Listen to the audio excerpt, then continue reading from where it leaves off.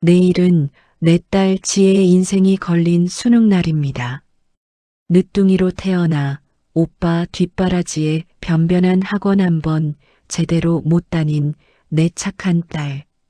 저는 그런 딸의 대학 등록금을 위해 지난 10년간 시장 구석에서 떡볶이를 팔며 1억이라는 돈을 모았습니다. 제 피와 땀 그리고 눈물이 담긴 돈이었습니다. 하지만 아들은 몰랐습니다. 제가 지난 40년간 10원짜리 콩나물값 하나까지 내 인생의 모든 순간을 기억하는 과잉기억증 후군이라는 것을. 그리고 그 1억이 동생의 인생을 담보로 한 도박장으로 사라질 것이라는 사실을 제가 알게 되리라는 것을 말입니다.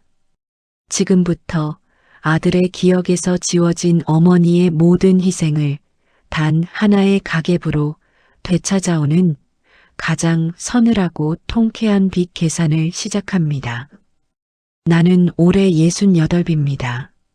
사람들은 나를 보고 숫자에 약하고 어제 있었던 일도 금방 잊어버리는 평범한 시장 할머니로만 봅니다. 실제로 나는 어휴, 내 정신 좀 봐. 또 깜빡했네라는 말을 입에 달고 삽니다. 하지만 그것은 너무 많은 것을 기억하기에 오히려 평범한 사람처럼 보이고 싶어 하는 나의 오랜 방어기제일 뿐입니다. 나는 내가 겪은 모든 날의 날씨, 내가 입었던 옷의 색깔, 그리고 내가 쓴 돈 10원 하나까지 마치 어제 찍은 사진처럼 생생하게 기억하는 과잉기억증 후군을 앓고 있습니다. 내일은 내 늦둥이 딸 지혜의 수능날입니다. 나는 이 하루를 위해 지난 10년을 버텨왔습니다. 새벽 4시면 일어나 시장으로 향하는 버스 안에서 나는 차가운 유리창에 비친 내 늙은 얼굴을 보았습니다. 파르르 떨리는 눈 밑 주름과 떡볶이 국물이 배어 검게 변해버린 손톱. 이 모든 것이 내 딸 지혜를 위한 훈장이었습니다. 오빠 뒷바라지에 밀려 원하는 미대에 가는 것조차 포기하고 엄마 나는 괜찮아. 돈 안 드는 국문학과 갈게라고 말하던 착한 딸. 그런 딸의 등록금만큼은 내 손으로 꼭 마련해주고 싶었습니다. 오전에 장사를 마치고 나는 곧장 은행으로 향했습니다. 10년 동안 하루에 10,000원, 20,000원씩 떡볶이 판 돈을 쪼개어 부었던 적금 통장. 그 통장을 창구 직원에게 내미는 내 손은 40년 만에 처음으로 가늘게 떨리고 있었습니다. 직원이 건네준 1억 원짜리 수표 한 장의 무게는 내 평생의 무게보다 더 무겁게 느껴졌습니다. 나는 수표를 낡은 손수건에 곱게 싸서 내 옷 안쪽 깊숙한 주머니에 넣었습니다. 이제 내일 지혜가 시험만 잘 치르면 내 모든 고생은 끝나는 것입니다. 집으로 돌아오는 길 나는 시장에 들러 지혜가 좋아하는 소고기와 미역을 샀습니다. 합격 기원엿도 한 상자 샀습니다. 현관문을 열자 집안에는 낯선 긴장감이 감돌고 있었습니다. 아들 진우가 퇴근하기에는 이른 시간에 굳은 얼굴로 소파에 앉아 있었습니다. 진우야, 웬일이야, 이 시간에? 아들은 대답 대신 마른 침만 삼켰습니다. 그의 얼굴은 반쪽이 되어 있었고 값비싼 양복은 구겨져 있었습니다. 나는 직감했습니다. 또 그 일이구나. 아들은 어릴 적부터 꼭 사고를 치기 전이면 저런 표정을 짓곤 했습니다. 나는 아무 말 없이 부엌으로 들어가 저녁 준비를 시작했습니다. 쌀을 씻는 내 등 뒤로 아들의 무거운 발걸음 소리가 다가왔습니다. 그리고 털썩 무언가 무너지는 소리가 들렸습니다. 돌아보자 42살 먹은 내 아들이 부엌 바닥에 무릎을 꿇고 있었습니다. 엄마. 그의 목소리는 물에 젖은 솜처럼 무겁고 축축했습니다. 일어나. 사내 자식이 이게 무슨 짓이야. 나는 일부러 더 무심하게 말하며 쌀을 씻는 손에 힘을 주었습니다. 하지만 그는 일어나지 않았습니다. 오히려 그는 내 다리를 붙잡고 아이처럼 울기 시작했습니다. 엄마 저 좀 살려주세요. 이번 한 번만 살려주세요. 또 돈이냐? 내가 지난달에 내 카드값 막아준 게 300만 원이다. 내 아버지가 살아있었으면 넌 벌써 다리가 부러졌어. 이번엔 정말 달라요, 엄마. 사업 자금인데 딱 하루 내일까지만 막으면 돼요. 이거 못 막으면 저 감옥 가요. 회사에서도 잘리고 우리 가족 전부 길바닥에 나앉게 생겼어요. 사업 자금, 감옥, 길바닥. 그가 뱉어내는 단어 하나하나가 비수가 되어 내 심장에 박혔습니다. 나는 쌀 씻는 것을 멈추고 그를 내려다보았습니다. 그의 눈물은 악어의 눈물이라고 하기에는 너무나도 처절하고 진실해 보였습니다. 그는 내 손을 잡고 바닥에 이마를 찌우며 애원했습니다. 딱 1억. 1억만 있으면 돼요. 내일 저녁에 바로 2배로 갚을게요. 제발 엄마. 이번 한 번만 제발. 1억. 그 말을 듣는 순간 내 주머니 속에 있던 수표가 마치 불덩이처럼 뜨거워지는 것을 느꼈습니다. 내 딸 지혜의 10년, 나의 피와 땀, 그 모든 것이 아들의 눈물 앞에서 위태롭게 흔들리고 있었습니다. 나는 눈을 감았습니다. 머릿속이 하얘졌습니다. 내 딸의 미래와 내 아들의 현재. 나는 그 잔인한 저울 위에서 어떤 선택을 해야만 할까요? 나는 아들의 뜨거운 눈물을 내 낡은 앞치마에 그대로 적시고 있었다. 그의 울음소리는 40년 전 갓난아기였던 그가 배고프다며 울어대던 그 소리와 겹쳐 들렸다. 어미에게 자식의 눈물은 그 어떤 이성적인 판단도 마비시키는 가장 강력한 독과도 같았다. 머리로는 안 된다고, 내 딸 지혜의 인생이 걸린 돈이라고 수없이 외치고 있었지만 내 가슴은 이미 아들의 편을 들고 있었다. 내 앞에서 무너져 내린 저 가여운 아들을 내가 외면할 수 있을까? 일어나. 우선 밥부터 먹어라. 내 목소리는 나도 모르게 떨려 나오고 있었다. 나는 애써 아들을 일으켜 식탁 의자에 앉혔다.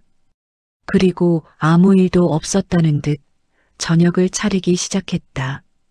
보글보글 끓는 된장찌개 냄새와 지글지글 익어가는 고기 냄새가 집안을 채웠지만 우리 사이의 무거운 침묵을 깨지는 못했다. 아들은 고개를 숙인 채 밥그릇만 내려다보고 있었다. 나는 그의 밥 위에 가장 좋은 고기 반찬을 얹어주었다. 먹어. 밥심으로라도 버텨야지.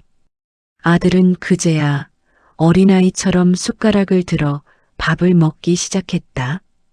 그의 꾸역꾸역 밥을 넘기는 모습을 보자 20년 전 사업에 실패하고 술에 취해 들어와 밥상 앞에서 소리 없이 울던 남편의 모습이 겹쳐 보였다.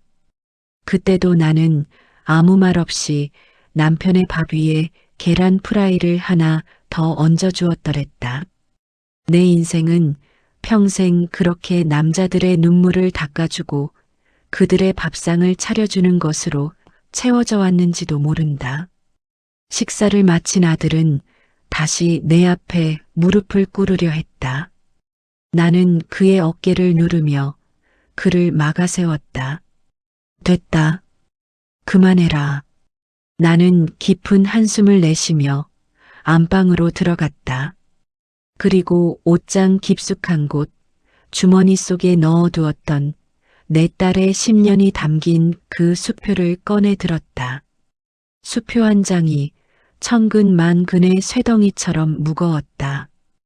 이걸 아들에게 건네는 순간 내 딸 지혜의 대학 가는 길은 막혀버릴지도 모른다.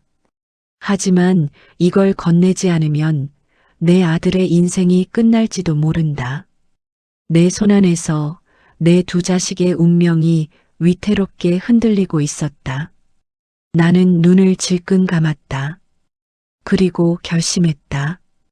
지혜는 똑똑하고 착한 아이니까 어떻게든 제 앞가림을 할 수 있을 것이다. 하지만 저 약해 빠진 아들은 내가 지금 손을 놓아버리면 정말로 낭떠러지 아래로 떨어져 버릴 것만 같았다. 나는 거실로 나와 아들의 손에 수표를 쥐어주었다. 내일 저녁까지라고 했다. 반드시 갚아야 한다. 이건 내 동생 지혜의 목숨값이나 마찬가지인 돈이야. 아들은 수표를 받아들고 믿을 수 없다는 듯 내 얼굴과 수표를 번갈아 쳐다보았다. 그리고 그는 다시 한번 내 앞에 무릎을 꿇고 바닥에 머리를 박으며 오열했다. 엄마, 고마워요. 정말 고마워요. 이 은혜 평생 잊지 않을게요. 내일 저녁에 반드시 2배로 갚겠습니다. 그의 절박한 맹세를 나는 믿기로 했다. 아니, 믿어야만 했다. 그렇게라도 믿지 않으면 내 가슴이 무너져 내릴 것 같았기 때문이다.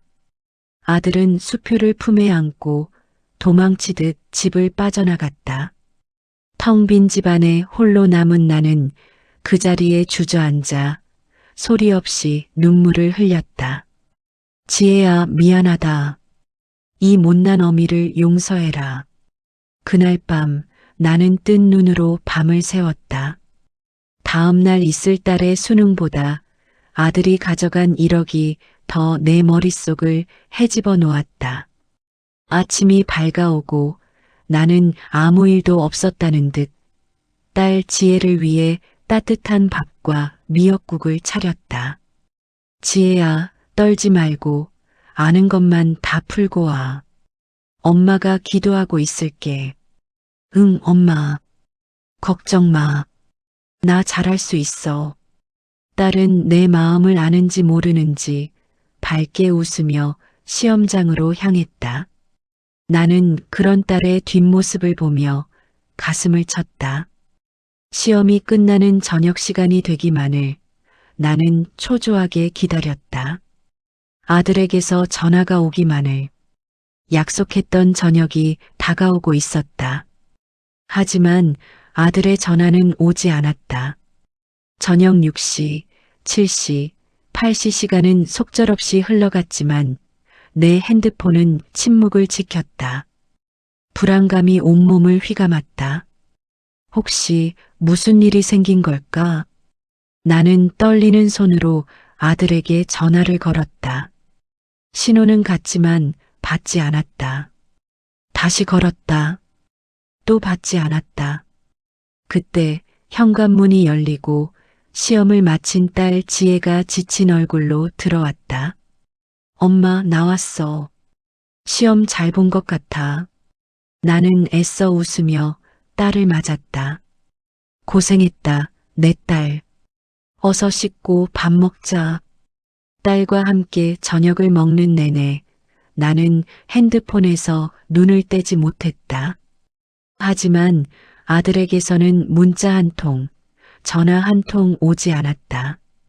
밤 10시가 넘었을 때 나는 더 이상 참을 수 없었다. 나는 딸에게 잠시 바람 좀 쐬고 오겠다며 집을 나섰다. 그리고 무작정 아들의 집으로 향했다. 혹시 집에 먼저 가 있는 건 아닐까? 돈을 준비하고 있는 건 아닐까? 하지만 아들의 집은 불이 꺼진 채 캄캄했다. 나는 아들의 아내, 며느리에게 전화를 걸었다. 그녀의 목소리는 잔뜩 짜증이 섞여 있었다. 어머님, 이 시간에 웬일이세요? 진우 씨요? 아직 안 들어왔는데요. 오늘 회사에서 중요한 계약이 있다고 늦을 거라고 했어요. 회사 계약? 사업 자금이 아니라 내 머릿속이 혼란스러워졌다. 나는 마지막 지푸라기라도 잡는 심정으로 아들의 회사 동료에게 전화를 걸었다. 아, 진우요? 오늘 회사에 무슨 일 있었나요? 진우, 오늘 아침에 급한 집안일이 있다고 연차 내고 안 나왔는데요. 그 말을 듣는 순간 내 세상이 무너져 내렸다. 모든 것이 거짓말이었다. 사업 자금도 회사 계약도 전부 다. 그렇다면 내 아들은 내 딸의 목숨값을 들고 대체 어디로 사라진 것일까? 아들의 회사 동료가 내뱉은 그 한마디, 오늘 연차 냈는데요. 그 말은 내 머릿속에서 거대한 폭탄처럼 터져나갔다. 나는 핸드폰을 든 채 그 자리에 얼어붙었다. 캄캄한 아들의 아파트 현관문이 마치 지옥의 아가리처럼 느껴졌다. 모든 것이 거짓말이었다. 급한 사업 자금도 중요한 회사 계약도 전부 다. 그렇다면 내 아들은 내 딸의 10년이 담긴 그 피 같은 돈을 들고 대체 어디로 사라진 것일까? 나는 비틀거리는 걸음으로 집으로 돌아왔다. 현관문을 열자 딸 지혜가 거실 소파에 앉아 나를 기다리고 있었다. 엄마, 어디 갔다 와? 늦었네. 그냥 밤바람이 좋아서. 시험은 잘 봤다니. 이제 푹 쉬어.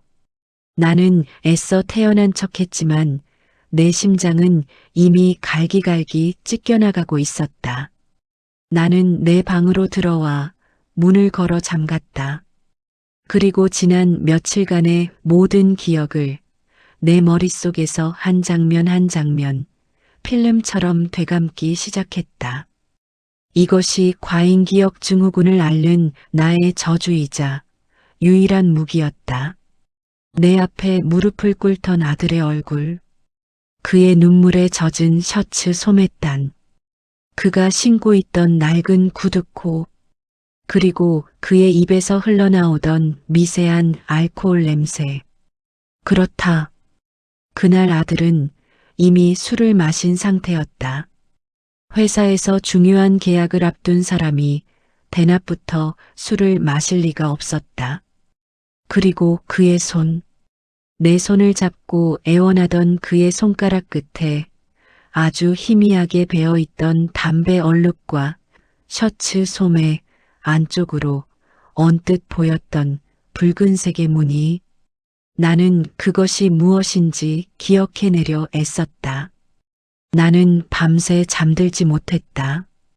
딸 지혜가 잠든 것을 확인한 후 나는 조용히 아들의 방으로 들어갔다. 결혼하기 전까지 아들이 쓰던 방. 나는 그 방의 책상 서랍을 열었다. 그리고 그 안에서 먼지 쌓인 앨범과 함께 구겨진 명함 한 장을 발견했다.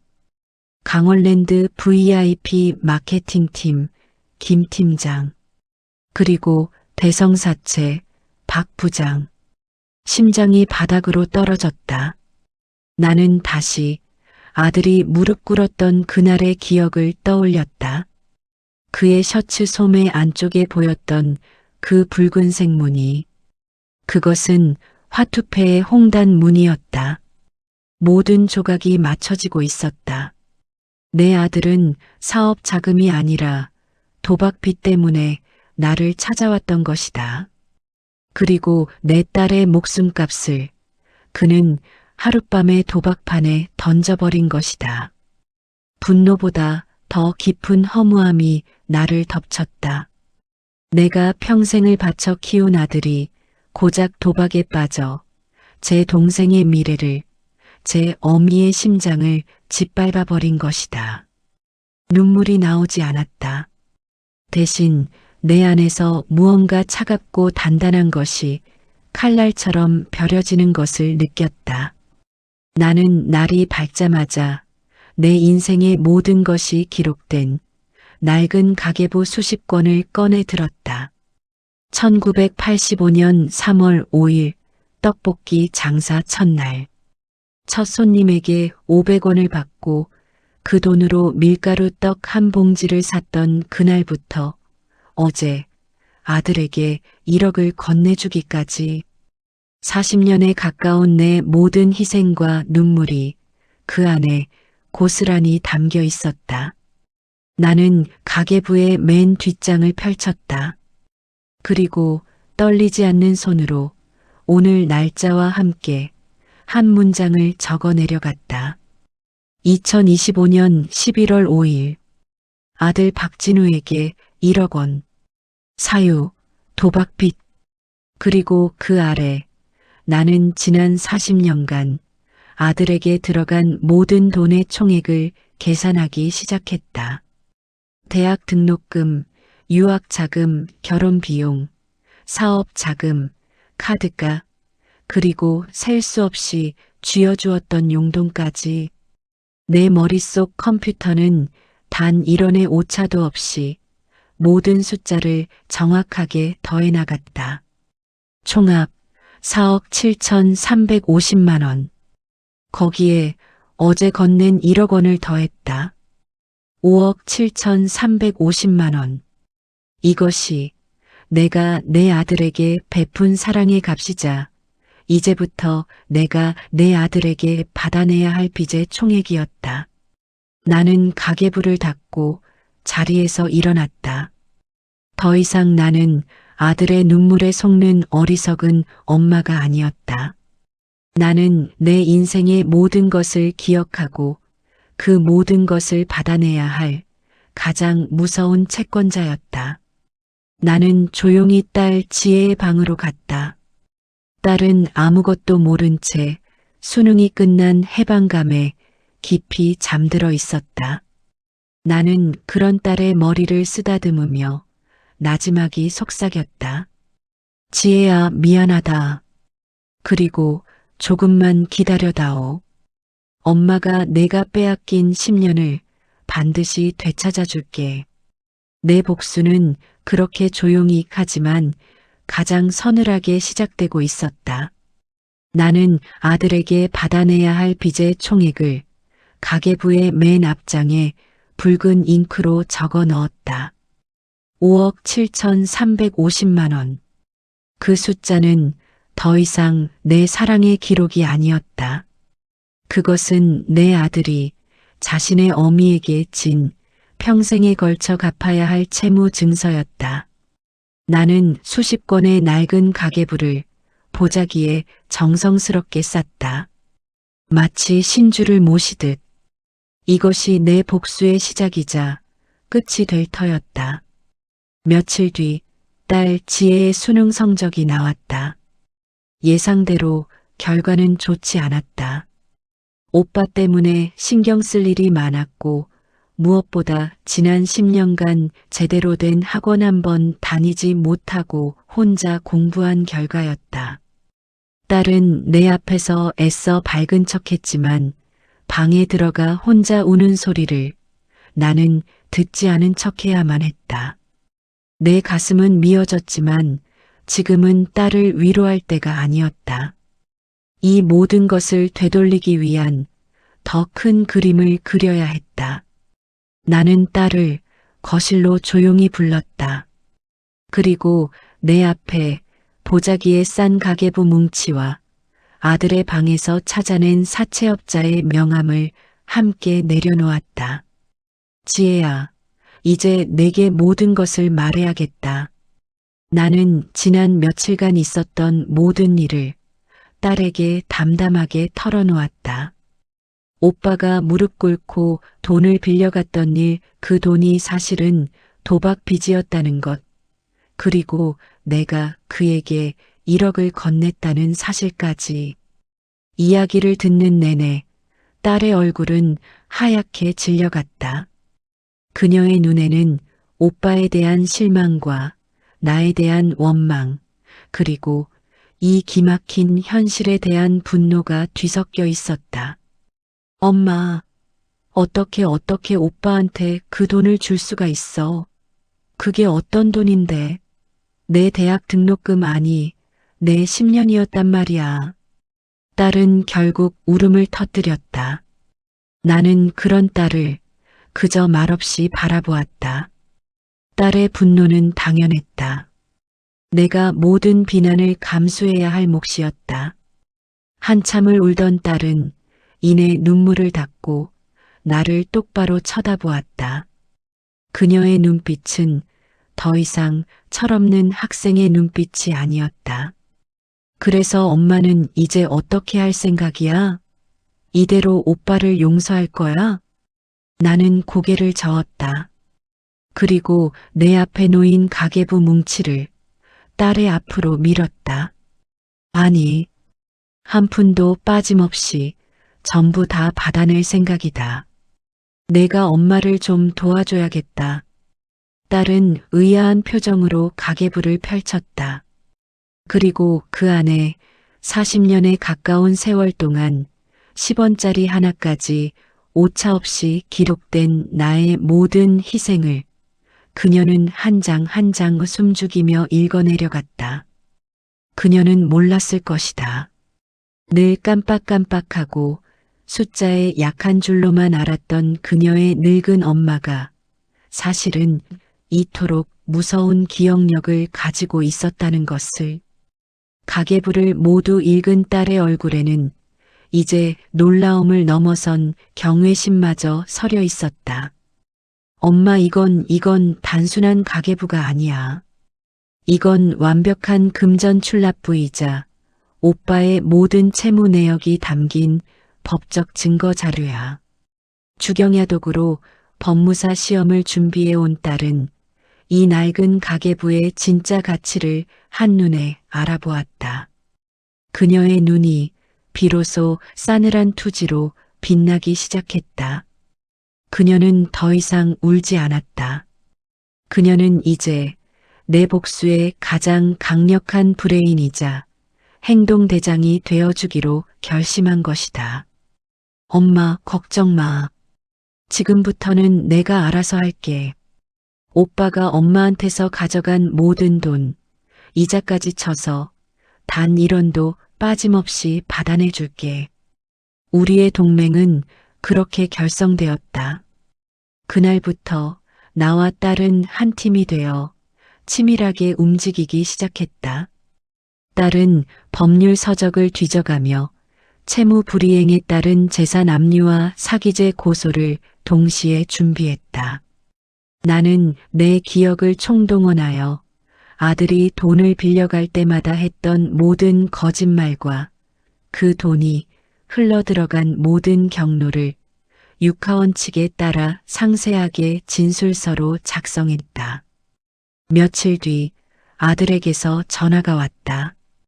돈을 갚겠다는 전화가 아니었다. 돈을 더 달라는 염치 없는 전화였다. 엄마, 나 진우야. 그날은 정말 미안했어. 근데 일이 좀 잘못돼서 돈을 다 날렸어. 한 번만 더 도와주면 안 될까? 나는 수화기를 든 채 옆에 앉은 딸과 눈빛을 교환했다. 딸은 고개를 저으며 입모양으로 안 되라고 말했다. 나는 딸의 지시에 따라 차갑게 대답했다. 이제 단 10원도 줄 수 없다. 내가 빌려간 돈 당장 갚아라. 엄마, 어떻게 그렇게 매정하게 말해? 내가 누군지 잊었어? 엄마 아들이잖아. 엄마가 나한테 어떻게 이럴 수 있어? 그는 오히려 적반하장으로 소리를 질렀다. 나는 그의 목소리를 들으며 내 마음속에 남아있던 마지막 미련한 조각마저 완전히 사라지는 것을 느꼈다. 그래, 넌 내 아들이었지. 하지만 오늘부터는 아니다. 넌 이제 내게 5억 7천만 원의 빚을 진 그냥 채무자일 뿐이다. 나는 전화를 끊었다. 그리고 딸을 보며 나지막이 말했다. 시작하자, 지혜야. 내 말이 떨어지자마자 딸 지혜의 눈빛이 변했다. 그녀는 더 이상 울거나 분노하지 않았다. 그녀의 눈빛은 마치 잘 벼려진 칼처럼 차갑고 예리하게 빛났다. 그녀는 지난 며칠간 법무사 시험을 준비하며 쌓아온 모든 법률 지식을 총동원하여 아들 박진우를 올가맬 완벽한 법적 그물망을 짜고 있었다. 그녀는 내게 우리가 앞으로 해야 할 일들을 하나하나 차분하게 설명하기 시작했다. 엄마, 우선 내용 증명부터 보내야 해. 오빠한테 엄마가 빌려준 모든 돈에 대한 상환을 공식적으로 요구하는 거야. 이건 나중에 법정에서 우리가 충분히 상환을 요구했다는 중요한 증거가 돼. 나는 딸의 말에 따라 내 기억과 가계부를 바탕으로 아들에게 빌려준 돈의 모든 내역을 육하원 측에 따라 상세하게 작성했다. 1998년 그의 대학 등록금, 2005년 그의 어학연수 비용, 2015년 그의 결혼 자금, 그리고 수능 전날 그가 내 딸의 인생을 담보로 가져간 마지막 1억 원까지. 그 모든 희생의 기록이 이제는 그의 죄를 증명할 차가운 증거가 되어 우체국을 통해 아들의 주소지로 발송되었다. 내용 증명을 받은 아들은 길길이 날뛰며 내게 전화를 걸어왔다. 엄마, 지금 뭐 하는 짓이야? 아들한테 내용 증명을 보내? 이게 가족끼리 할 짓이야? 엄마 정말 치매 걸린 거 아니야? 그는 여전히 내가 모든 것을 알고 있다는 사실을 모른 채 나를 무시하고 협박했다. 나는 그의 고함 소리를 아무런 감정 없이 마치 멀리서 들려오는 소음처럼 들었다. 갚아라. 내가 가져간 내 돈 단 1원도 빠짐없이. 일주일의 시간을 주마. 그때까지 갚지 않으면 그 다음은 법원에서 보게 될 게다. 내 차가운 목소리에 아들은 잠시 말을 잃었다. 그는 아마 평생 순종적이기만 했던 늙은 엄마의 입에서 그런 말이 나올 거라고는 상상도 못했을 것이다. 엄마 지금 장난하는 거지? 내가 진짜 아들인데 어떡해. 나는 그의 말이 끝나기도 전에 전화를 끊어버렸다. 더 이상 그의 거짓말을 들어줄 이유가 없었다. 일주일이 지났지만 아들에게서는 아무런 연락이 없었다. 그는 여전히 내가 겁만 줄 뿐 정말로 아들을 고소하지는 못할 것이라고 어리석은 기대를 하고 있는 모양이었다. 이제 다음 단계로 넘어갈 시간이었다. 지혜는 변호사 사무실을 수소문하여 채권 추심과 사기죄 소송에서 가장 승률이 높은 변호사를 선임했다. 변호사 사무실에서 우리는 우리가 준비한 모든 자료를 변호사에게 보여주었다. 40년치의 낡은 가계부와 그것을 바탕으로 내가 작성한 상세한 진술서. 변호사는 처음에는 노인의 하소연 정도로 생각하는 듯했다. 하지만 그가 가계부를 한 장 한 장 넘겨보고 그 안에 기록된 날짜와 금액, 사유가 얼마나 꼼꼼하고 정확한지를 확인하면서 그의 표정은 경악으로 바뀌어 갔다. 어머님, 이건 제가 20년 변호사 생활을 하면서 본 가장 완벽한 증거 자료입니다. 이 정도의 기록이라면 아드님은 절대 빠져나갈 수 없습니다. 변호사는 승소를 확신했다. 지혜는 거기에 결정적인 증거 하나를 더 내밀었다. 아들의 방에서 찾아낸 강월랜드 VIP 마케팅팀과 대성사채의 명함이었다. 아드님은 어머님께 사업 자금이라고 거짓말을 하고 돈을 빌려갔지만 실제로는 도박 빚을 갚는 데 사용했습니다. 이것은 단순한 채무 불이행이 아니라 명백한 사기죄에 해당합니다. 모든 준비는 끝났다. 우리는 변호사를 통해 법원의 지급명령 신청과 함께 아들 박진우에 대한 사기죄 형사 고소장을 동시에 접수했다. 이제 국가가, 법이 내 아들의 죄를 묻게 될 것이다. 소장이 접수된 며칠 뒤 한밤중에 집 초인종이 미친 듯이 울려댔다. 문을 열자 술에 취해 눈이 벌겋게 충혈된 아들이 문을 부술 듯이 두드리며 서 있었다. 엄마, 문 열어. 이게 무슨 짓이야? 어떻게 아들을 고소해? 당장 고소 취하해. 나는 문을 열지 않았다. 그저 인터폰을 통해 그의 추악한 모습을 내 기억 속에 또렷하게 새겨 넣을 뿐이었다. 돌아가라. 이제 넌 내 아들이 아니다. 엄마, 제발. 나 감옥 가기 싫어. 나 여기서 망할 수 없어. 내가 다 잘못했어. 제발 문 좀 열어줘, 엄마. 그는 현관문 앞에 주저앉아 짐승처럼 울부짖었다. 하지만 그의 눈물은 더 이상 내 마음을 움직이지 못했다. 나는 조용히 인터폰의 전원을 꺼버렸다. 그의 울음소리가 더 이상 내게 닿지 않도록. 법정의 공기는 내가 평생 맡아온 그 어떤 냄새보다 차갑고 건조했다. 녹달한 천장, 딱딱한 나무 의자, 그리고 무표정한 얼굴의 판사. 나는 증인석에 앉아 저 멀리 피고인석에 앉아 있는 내 아들 박진우를 바라보았다. 그는 지난 몇 달 사이 완전히 다른 사람이 되어 있었다. 값비싼 양복 대신 수의를 입었고 오만하던 얼굴에는 패배자의 그늘이 짙게 드리워져 있었다. 그는 차마 내 눈을 마주치지 못하고 고개만 푹 숙이고 있었다. 재판이 시작되었다. 내 옆에 앉은 변호사가 먼저 우리가 제출한 40년치의 가계부를 증거로 제시했다.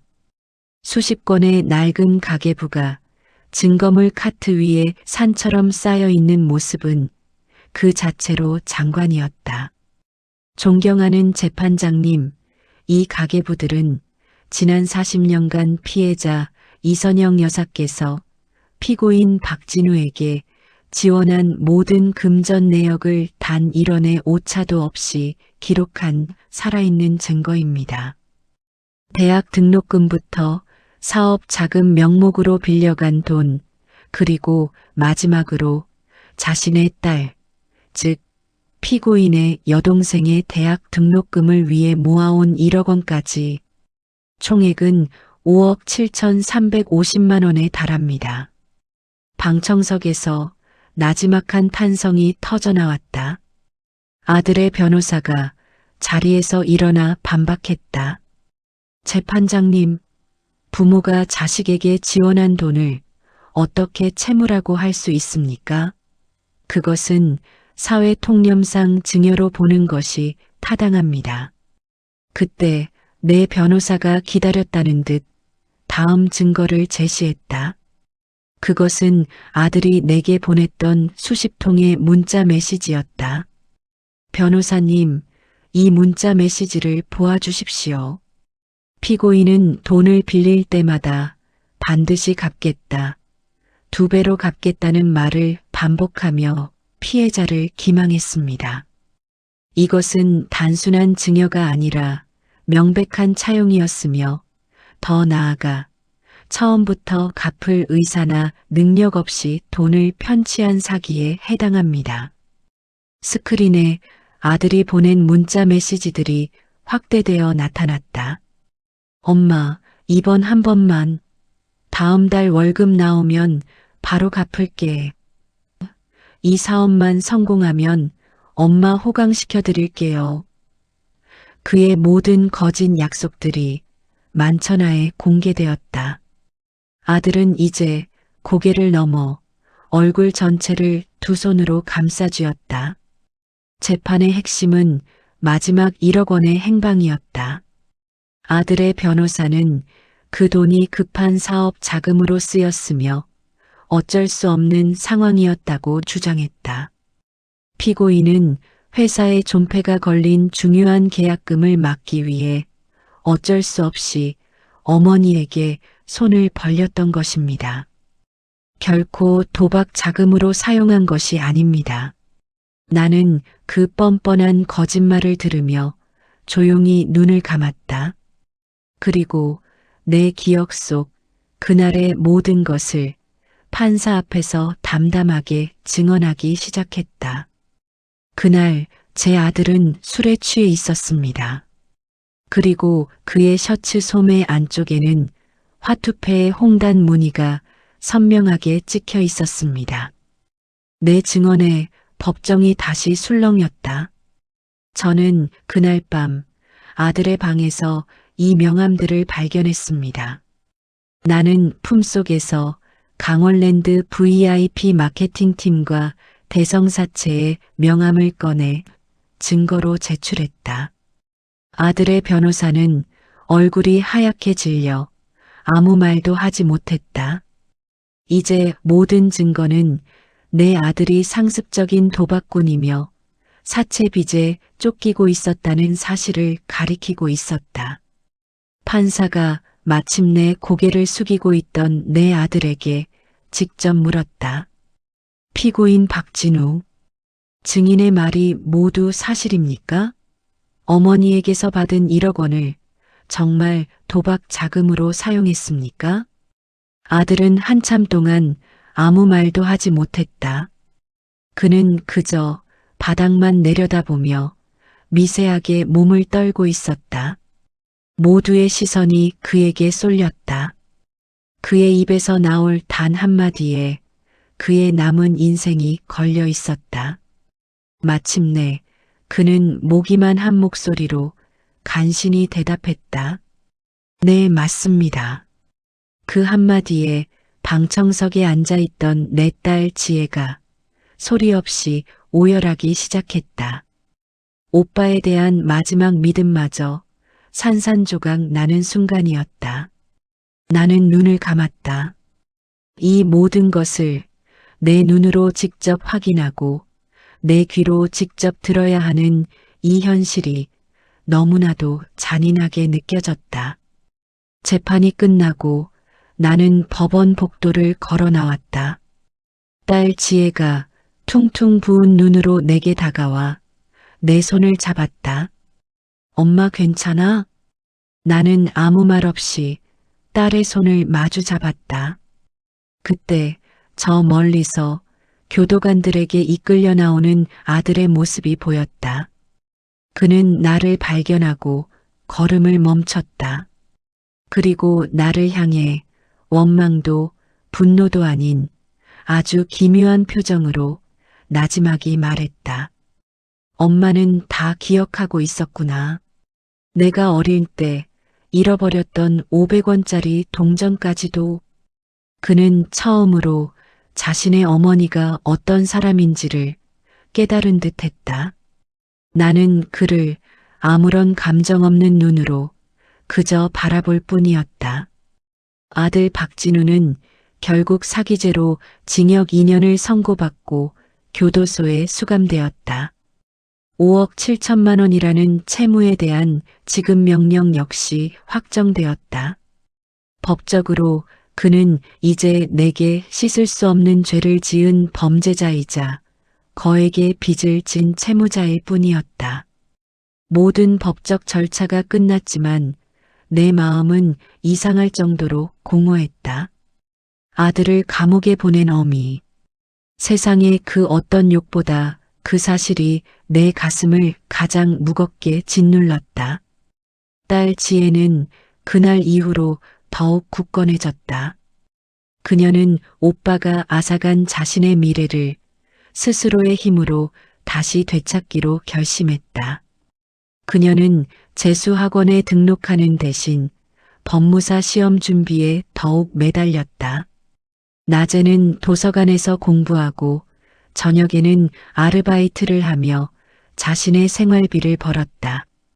나는 그런 딸에게 아들에게서 받아내야 할 돈으로 학원이라도 다니라고 말했지만 딸은 단호하게 고개를 저었다. 아니, 엄마. 나는 내 힘으로 일어설 거야. 오빠처럼 누구에게도 손 벌리지 않고, 그리고 엄마 돈은 이제 엄마 자신을 위해서만 써. 그럴 자격 충분히 있으니까. 딸의 그 한마디에 나는 지난 40년의 세월을 보상받는 기분이었다.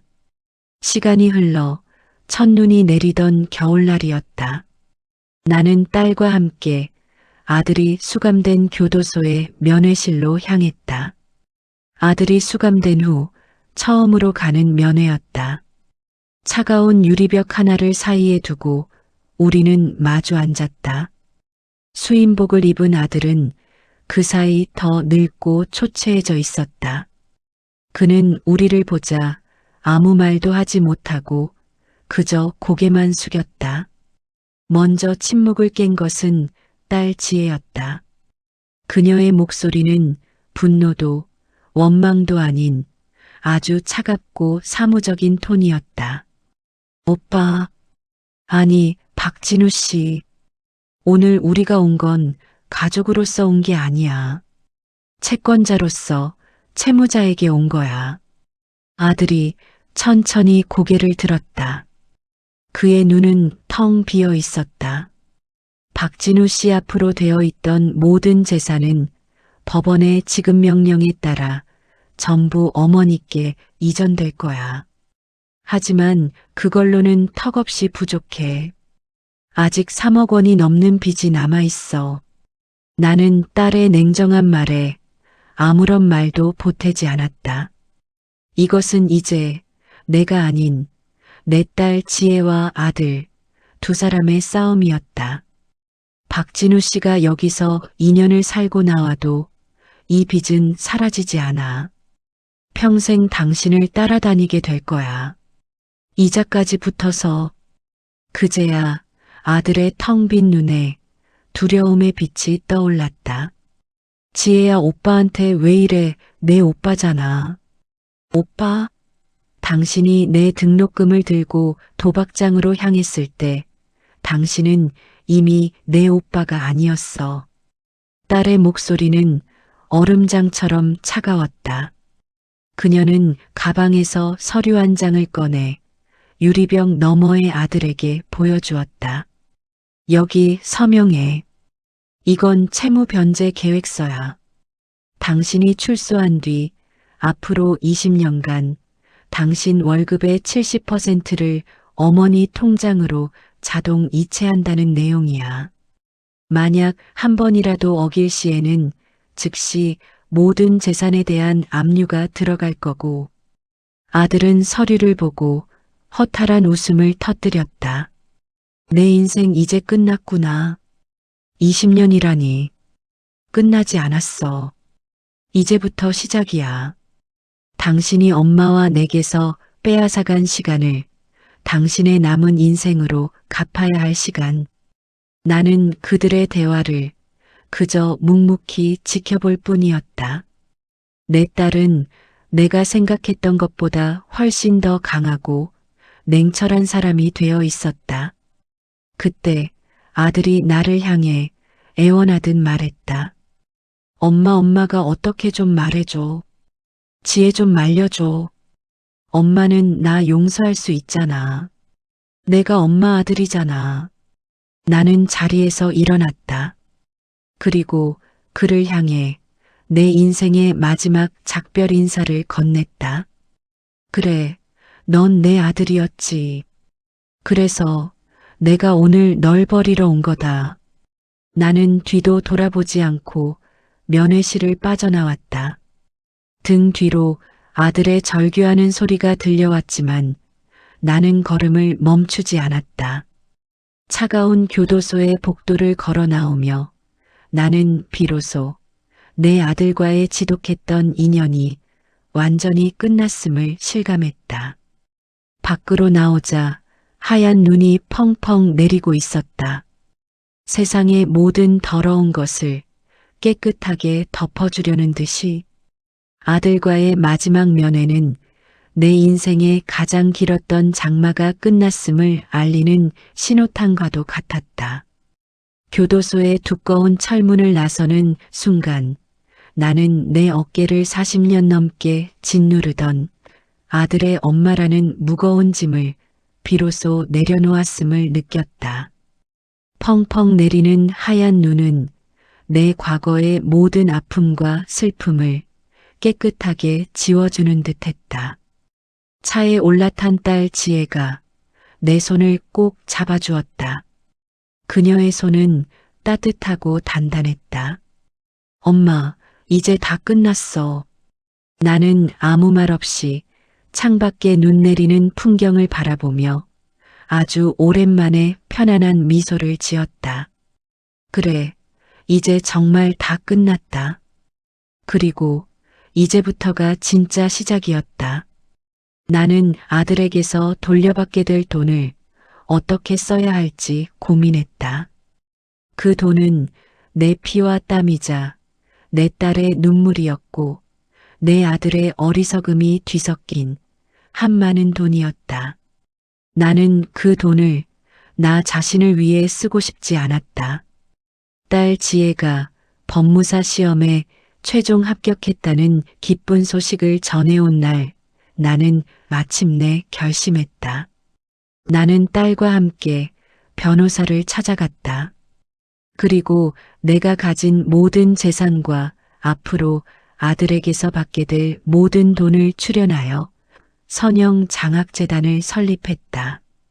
착한 마음이 세상을 비춘다는 뜻이었다.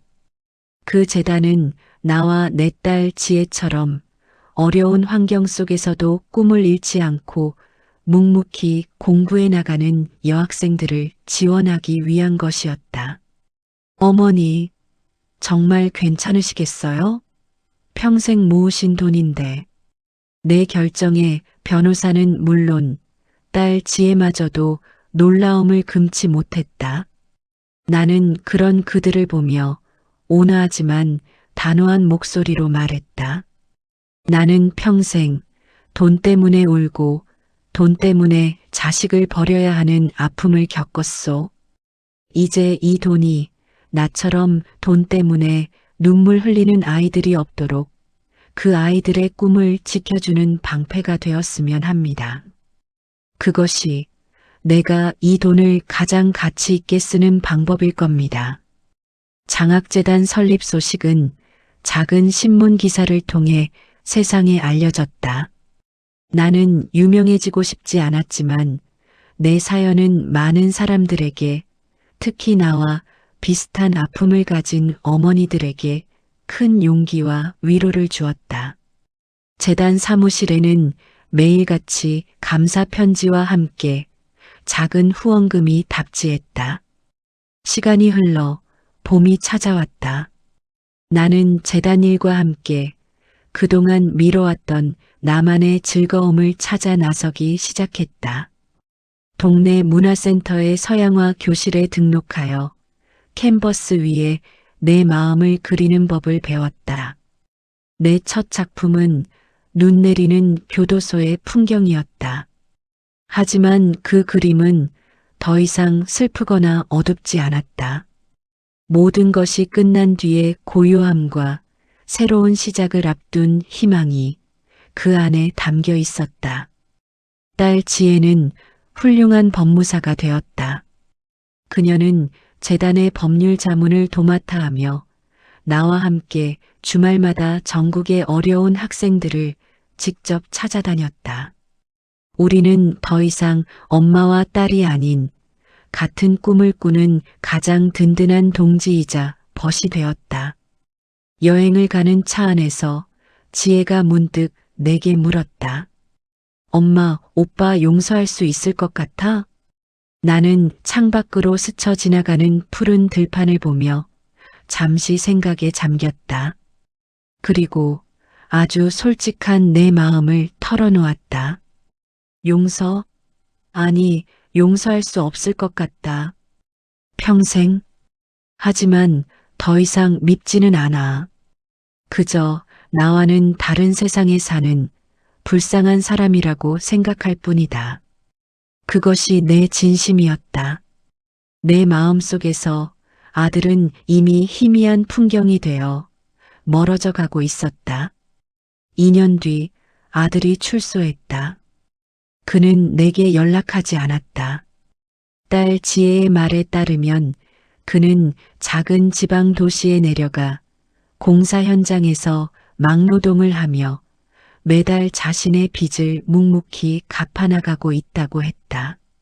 한 달에 한 번 그의 이름으로 재단 통장에 찍히는 150만 원이라는 숫자는 그가 아직 살아있다는, 그리고 자신의 죗값을 치르고 있다는 유일한 증표였다. 어느 가을날 나는 재단에서 후원하는 한 여학생의 대학 합격 소식을 듣고 기쁜 마음으로 집으로 돌아오고 있었다.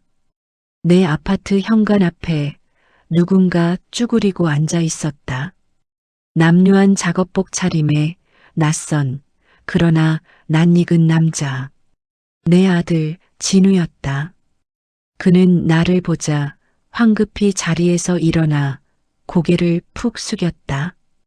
그의 손에는 작은 국화 화분 하나가 들려 있었다. 엄마, 아니, 이선영 여사님, 그동안 잘 지내셨습니까? 그는 더 이상 나를 엄마라고 부르지 않았다. 우리는 완벽한 타인이 되어 있었다. 할 말이 있어서 온 건 아닙니다. 그냥 이 길을 지나다가 당신이 좋아하던 국화가 보이길래. 그는 화분을 문 앞에 조용히 내려놓았다. 그리고 아무 말 없이 돌아서서 걸어가기 시작했다. 그의 등이 저 멀리 골목 끝으로 사라질 때까지 나는 그 자리에 서서 그를 바라보았다. 나는 그를 부르지 않았다. 그리고 눈물도 흘리지 않았다. 그저 가을바람에 흔들리는 작은 국화꽃을 보며 나지막이 의존렸다. 그래, 너도 너의 인생을 끝까지 살아내거라. 나는 집으로 들어와 낡은 가계부의 마지막 페이지를 펼쳤다. 그리고 그곳에 마지막 한 줄을 적었다. 2027년 11월 4일. 아들을 보았다. 그리고 글을 보냈다. 나의 모든 빚 계산은 이제 정말로 끝났다. 나는 가계부를 닫고 서랍 깊숙한 곳에 넣었다. 이제 이 기록의 시대도 끝났다. 창밖으로는 아름다운 가을 노을이 세상을 따뜻하게 물들이고 있었다.